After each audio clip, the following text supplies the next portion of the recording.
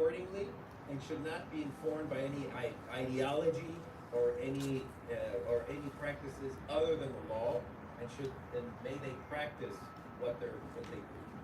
Que la justicia sea como el río que dé vida y que ilumine y transforme, y que cada uno de nosotros sigamos unidos en Cristo, luchando por la verdad y la justicia. Amén.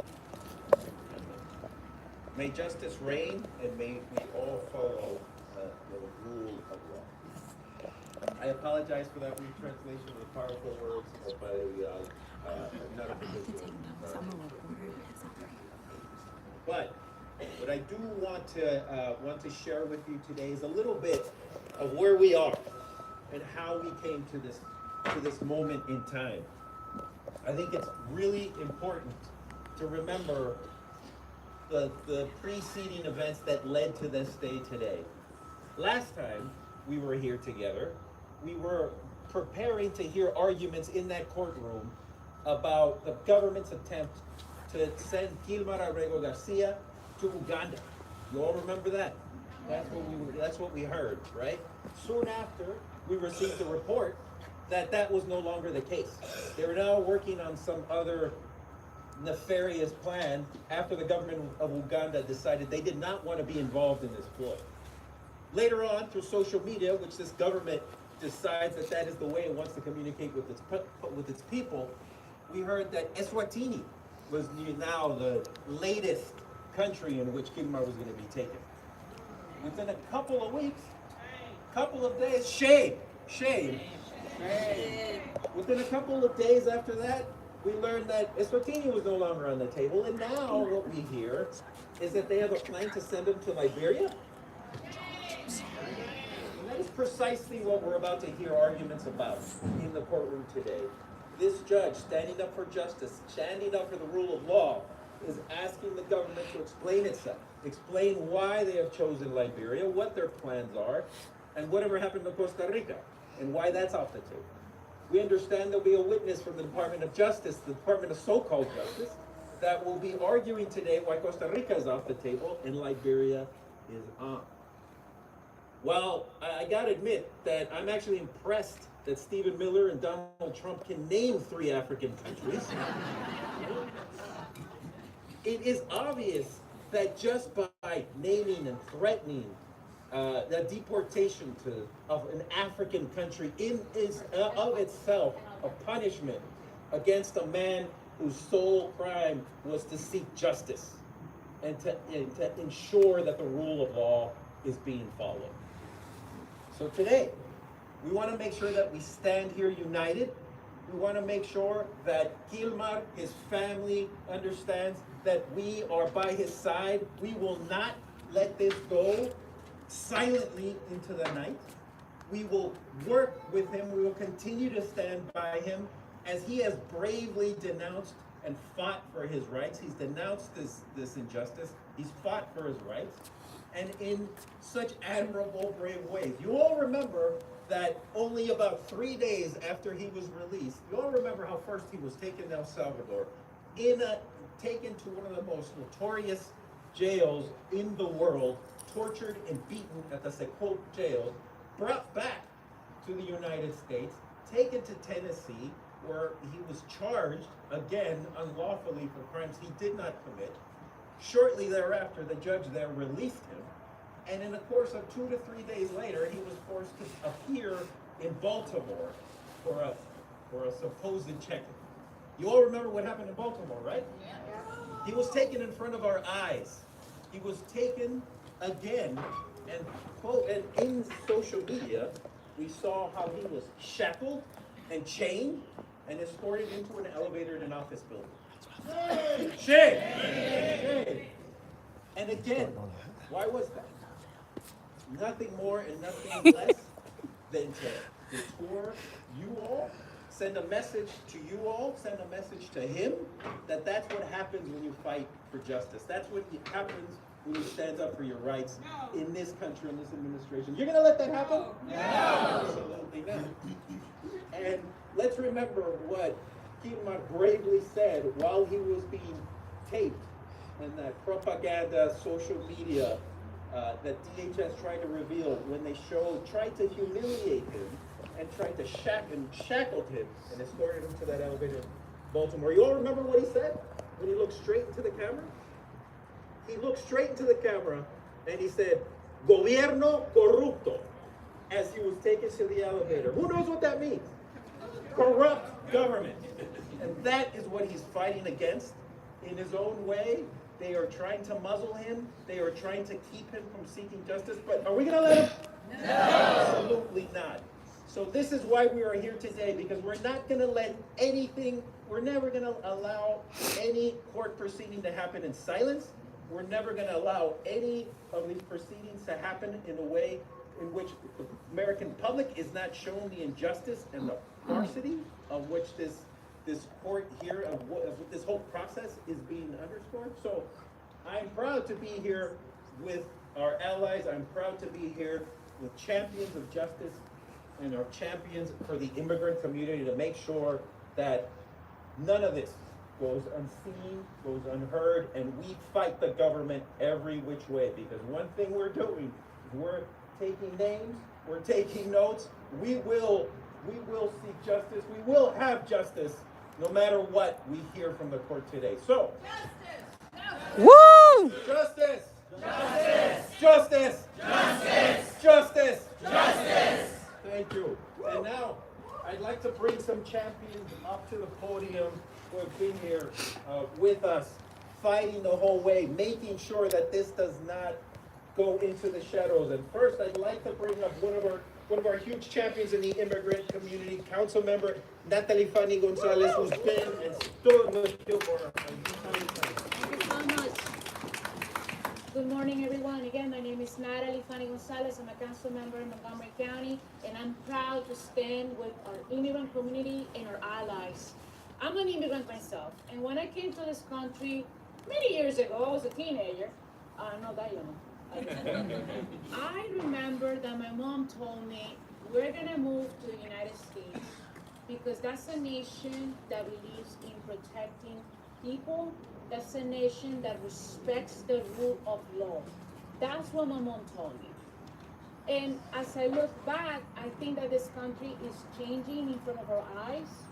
When we stop respecting due process, we stop respecting democracy. We stop losing our values, and we cannot allow that. That's what's happening today in this case. As Americans, and now I love this country. I love the United States of America. I am so proud to be here, and I'm grateful. But we cannot just close our eyes and think that what's happening today in this nation can be avoided. You need to speak up. And due process is part of those values that we embrace when we say that we respect democracy, not just here, but around the world. So thank you so much for having me, and we're gonna keep fighting to respect our values, to respect our immigrant community, and to ensure that we are moving forward as a nation. And that's never gonna happen if we don't speak up and show up as we're doing today. So thank you for having me today.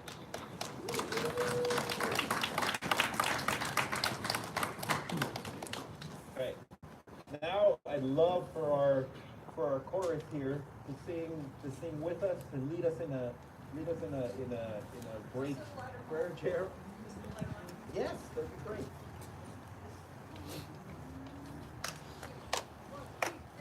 This little light of mine, I'm gonna let it shine. This little light of mine, I'm gonna let it shine. This little light of mine, I'm gonna let it shine. Let it shine, let it shine, let it shine.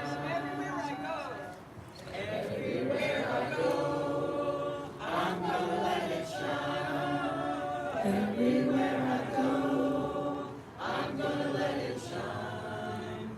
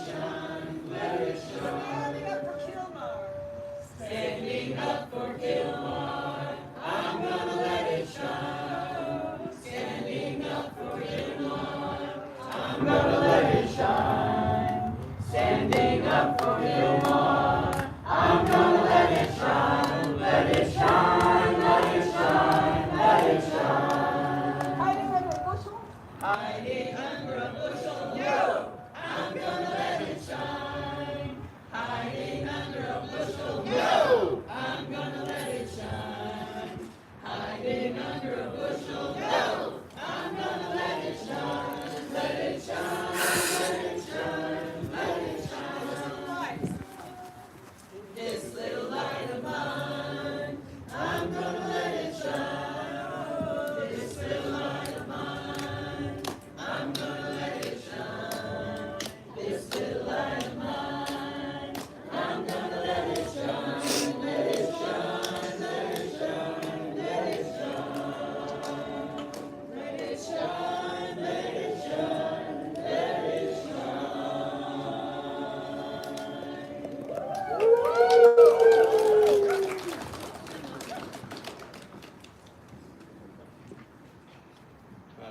Well, again, thank you so much. In a minute, we're going to ask folks to start moving into the courtroom, because what we would love to see, that courtroom packed full of supporters of Kilmar, and they're taking notes, listening to the farcity of the arguments that are going to be played by this government. And now we would love to have our one of our biggest champions in our state legislature, who's been there with the immigrant community day after day, advocating for our rights and creating victories on a daily basis for our community. And for that, I'd like to bring up State Delegate Gabriela Acevedo.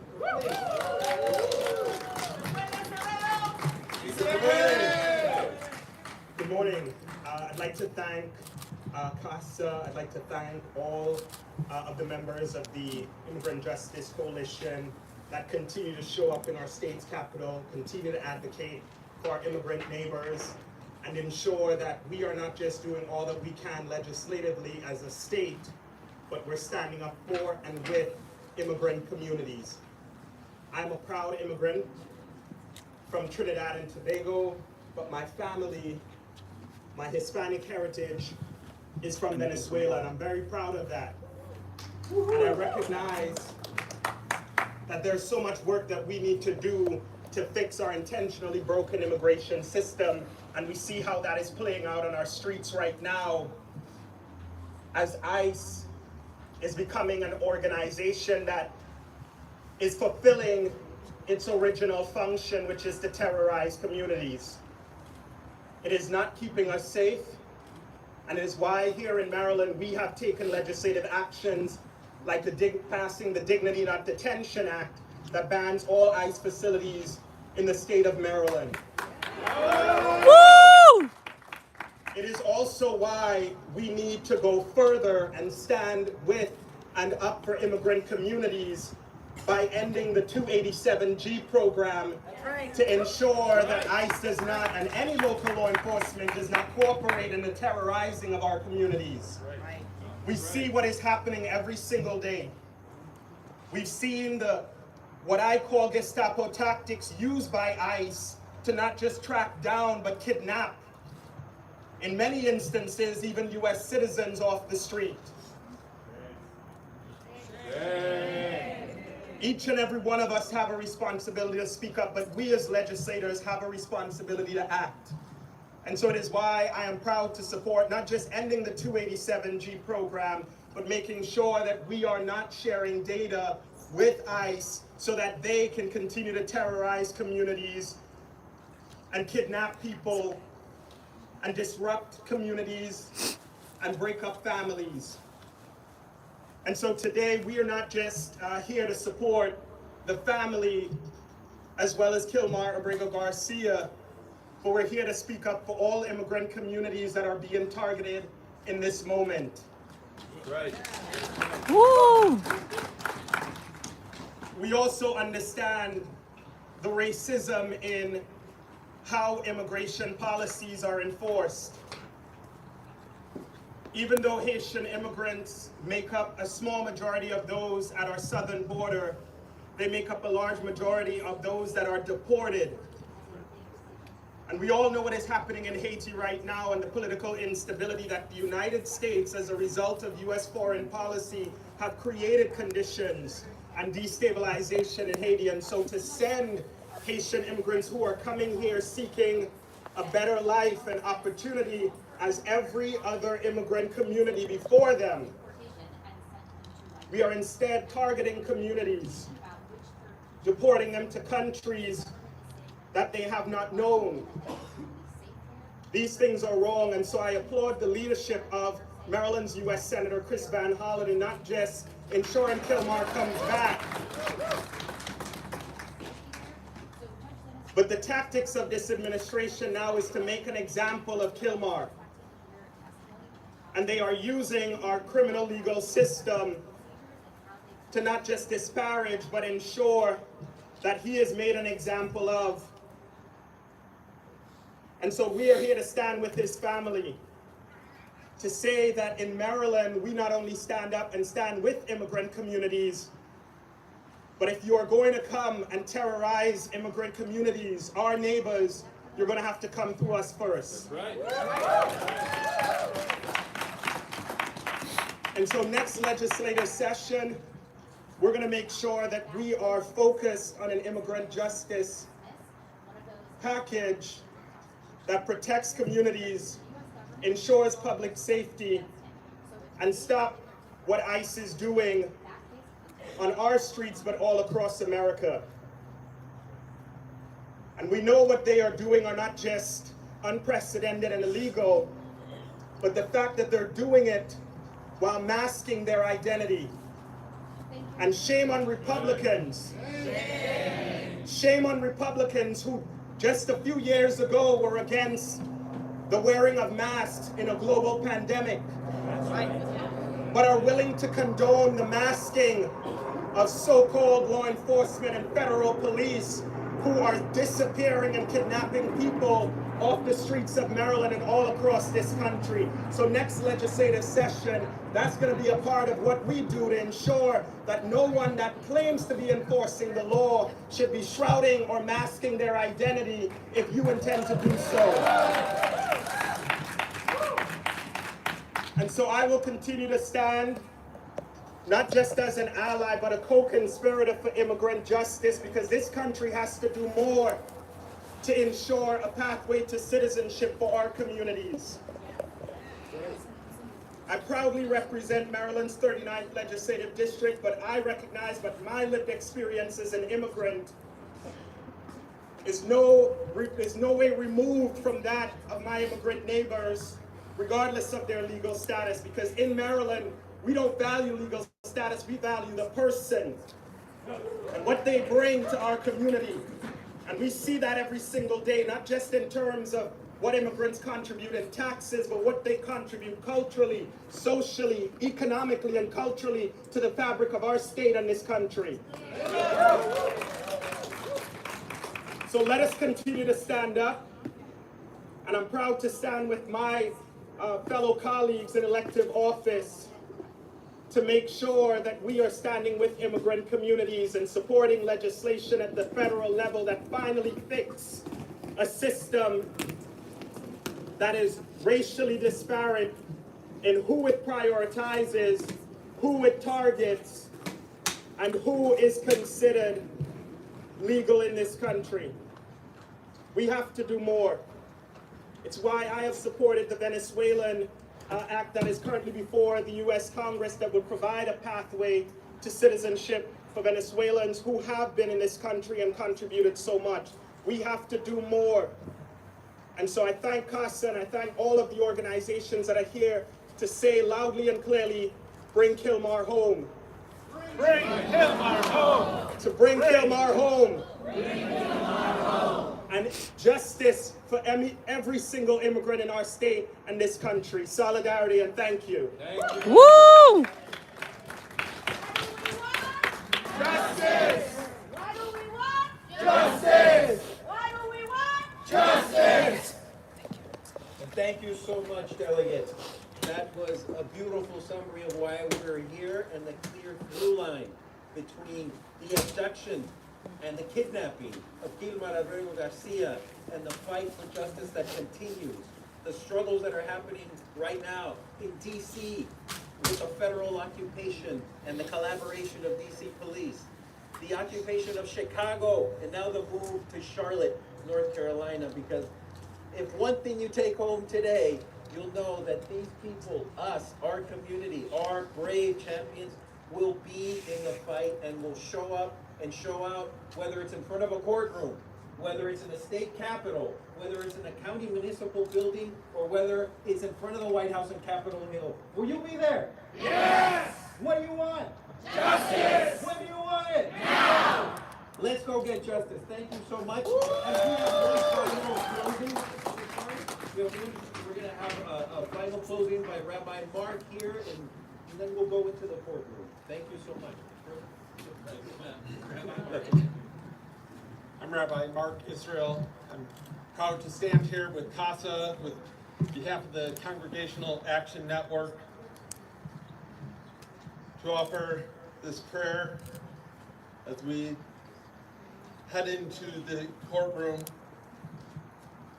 We call upon you, God, who we know by so many names, source of life, eternal one, the spirit of justice and compassion. We are gathered as one community, many voices, many traditions, united by the belief that every human being is created with dignity and created in your divine image. Every human being deserves safety, belonging, and love. There is no such thing as an illegal person. Our sacred texts remind us that you shall not wrong or oppress a stranger, for you were strangers in the land of Egypt, and our prophets call upon us to seek justice for all. Today we lift our prayers for Kilmar Garcia, for his family, who long for his return. We pray to you, O God, to protect him and to give him peace, and for all the immigrants who journey with hope in their hearts. Immigrants like my family who came here, my father's family who came here following World War II, seeking a place where they would not be persecuted. That is what we seek for all people who are in America. We pray on behalf of the immigrants who are in Charlotte, who are in Chicago and California, and right here in Maryland, being taken from school buses, from parking lots, right off the GW Parkway. It is our duty to stand with our neighbors, to protect our neighbors. We pray, oh God, for Judge Paula Sinis, who's been entrusted with the responsibility of hearing this case. We pray that her heart will remain open, that her mind will be clear, that she will continue to look out for the rights of those who are in need. We pray for Kilmar's family, for Jennifer, and for the children who are living with the uncertainty. We pray that they will find comfort within their hardship, that our strength that we stand here with them today will give them greater resolve as they move forward, knowing the solidarity and the love that we share with them. We pray for all immigrants and refugees, that they may find welcome, safety, and opportunity.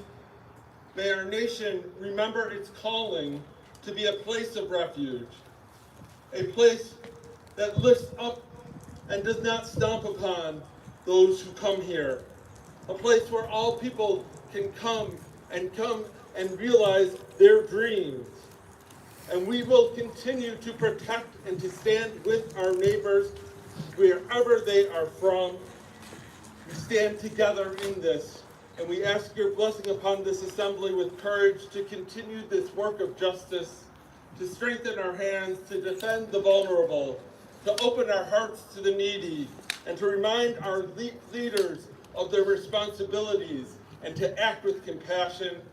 May we leave here resolved to walk together in the paths of peace and justice and love.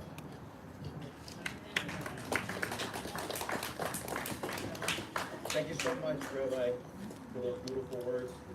Now, before we go inside, we also ask everybody here to please fill out a postcard directed to Kilmar. You see my colleague there, Kim, and anybody that has a Casa sweater, you can get a postcard from her. These postcards are really important. Our brother Kilmar is really suffering at this time, being isolated in prison, and really is a time of real need.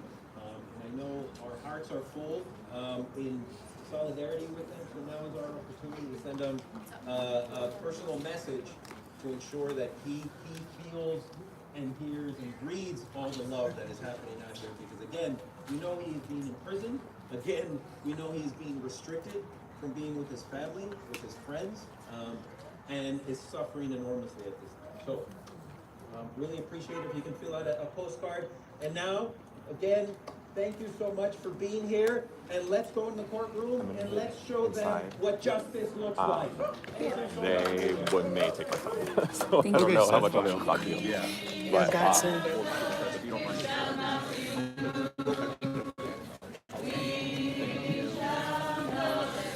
I'm gonna get the rabbis, man. We have like a run the show with the